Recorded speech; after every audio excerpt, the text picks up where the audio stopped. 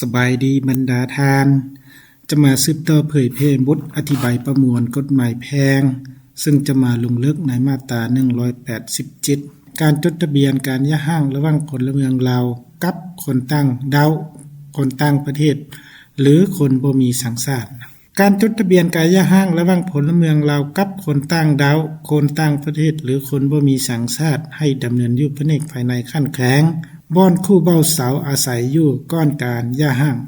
สำหรับการจดทะเบียนการย้ายห้างระหว่างพลเมืองลาวด้วยกันหรือพลเมืองลาวกับคนต่างดาวคนต่างประเทศหรือคนบ่มีสัญชาติอยู่ต่างประเทศให้ดำเนินอยู่หน่วยงานทะเบียนครอบครัวสำนักงานผู้ต่างหน้าของสปป.ลาวอยู่ต่างประเทศหรือปฏิบัติตามกฎหมายของประเทศที่ตนอาศัยอยู่ตัวนี้ถือว่าเป็นเนื้อในของมาตรา187และต่อมาจุดประสงค์ของมาตรานี้เพื่อกำหนดหลักการในการจดทะเบียนการย้ายห้างระหว่างพลเมืองลาวกับคนต่างประเทศคนต่างดาวหรือคนบ่มีสัญชาติตัวนี้ถือว่าเป็นจุดประสงค์ของมาตรานี้และต่อมาตัวอย่างที่1ก็ฝ่ายหญิงเป็นพลเมืองลาวแต่งดองกับขอคนต่างประเทศทั้งสองมีความสมัครใจต้องอีกการย้ายห้าง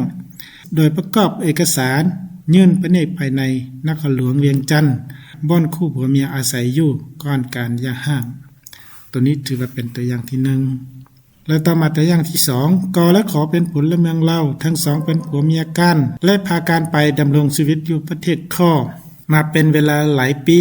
ต่อมาทั้งสองได้ขอย้ายห้างกันด้วยความสมัครใจ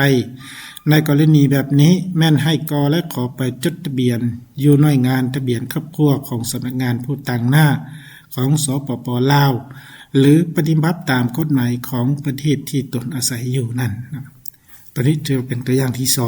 2สนานการเผยแพร่มาตรา187มาฮอดนี้ก็ได้สิ้นสุดลงเพียงเท่านี้ขอขอบใจ